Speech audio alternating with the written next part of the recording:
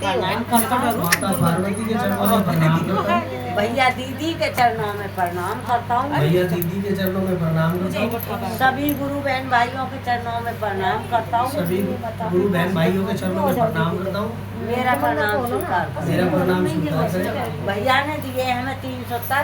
भैया ने दिए हमें 3 सूत्र। पहले में दया मांगनी है। पहले में दया मांगनी है। हे शिव, हे शिव, आप मेरे गुरु हो, आप मेरे गुरु हो, मैं आपका शिष्य हूँ, मैं आपका शिष्य हूँ, मुझ पर दया करो। मुझ पे दया करो। दूसरे में चर्चा करनी है। दूसरे में चर्चा करनी है। अनजान व्यक्ति को बताना है। अनजान व्यक्ति को बताना है। ए बहन ए भाई, ए बहन ए भाई, मैंने शिव को गुरु माना है। मैंने शिव को गुरु माना है। आप भी मान लीजिए। आप भी मान लीजिए। हम पर दया करिए। हम पर दया कीजिए। आप पर भी कर सकते हैं। आप पर भी कर सकते हैं। तीसरे में तीसरे में अपने गुरु के चरणों में अपने गुरु के चरणों में प्रणाम करना है। प्रणाम करना है। 108 बार 108 बार नमः शिवाय, नमः शिवाय, नमः। नमः शिवाय। वचन गाएगा।